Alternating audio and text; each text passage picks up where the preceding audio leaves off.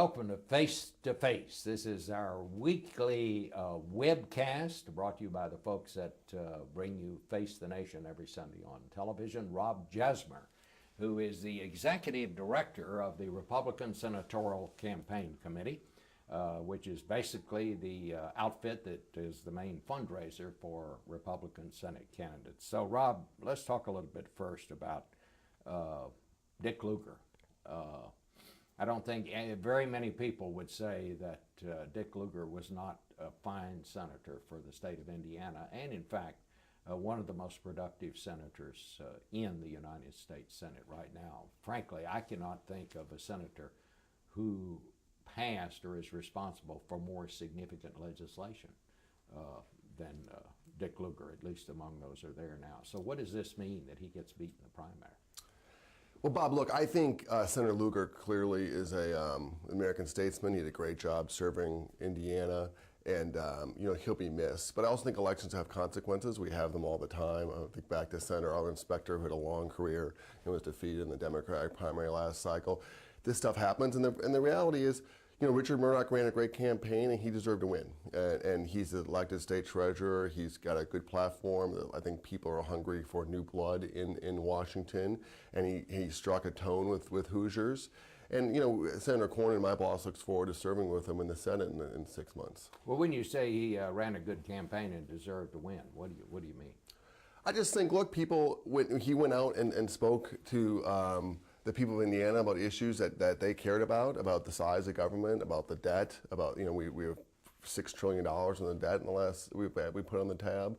And I think that resonated with people, and I think that obviously it resonated with people. He won overwhelmingly, and so he deserves to win. And we look forward to working with him and helping him get here. Do you think he'll be as strong a candidate as Dick Lugar would have been in the general election, because he always enjoyed such bipartisan support? Well, Bob, we'll never know.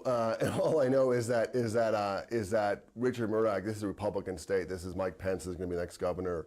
Obviously, Governor Daniels has won there successfully. And we're running against the guy who was the same kind of person we ran against 2 years ago in Joe Donnelly, when Brad Ellsworth won and lost by 18 points to Dan Coates.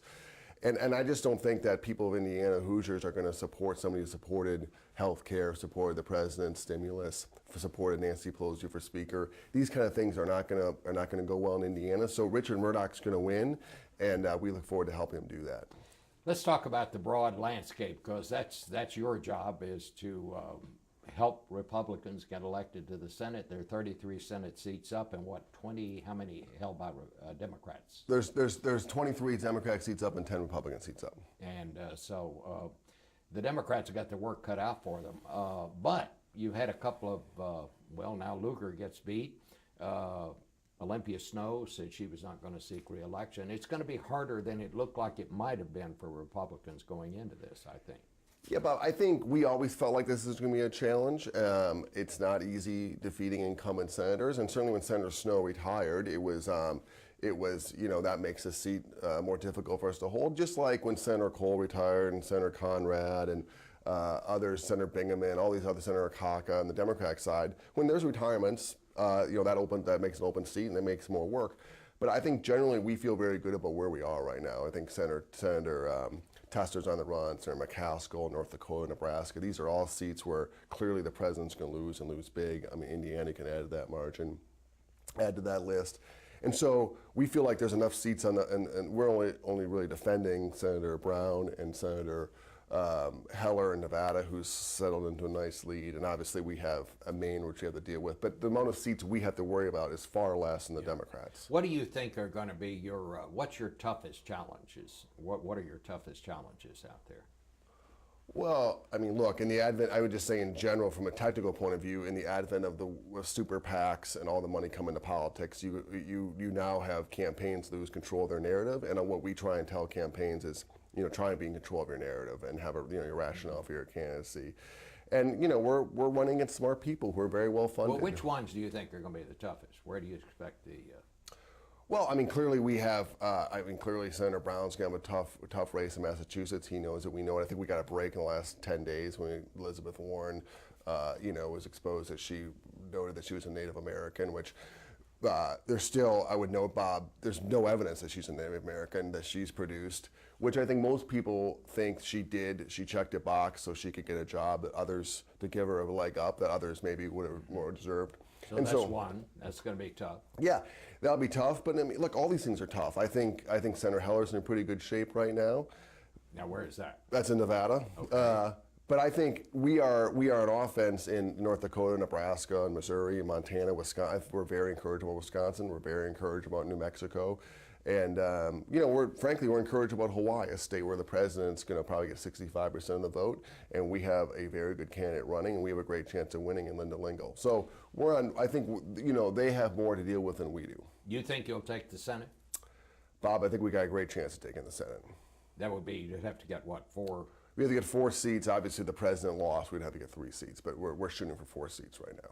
And what do you think would be your easiest? Well, I've said for a long time, I think Senator McCaskill's enjoying her last 6 months in the Senate. I think North Dakota and Nebraska, these are states where the president's going to win by, lose by 15 or 16 points. I think we're going to win there. But Bob, look, I'm a realist. None of these are easy at the end of the day, and we work hard here with our campaign. Senator Cornyn's traveling all over the country.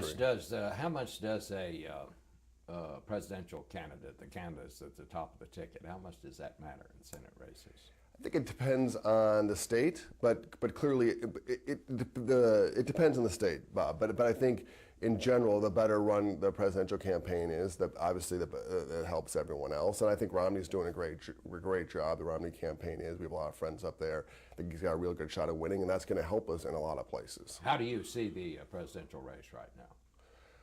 Well, I'm a little surprised at the arrogance of the Obama campaign. They seem to feel like they had this thing won already. And I looked at Gallup yesterday. We are down. I think Governor Romney is up 1 point of the president.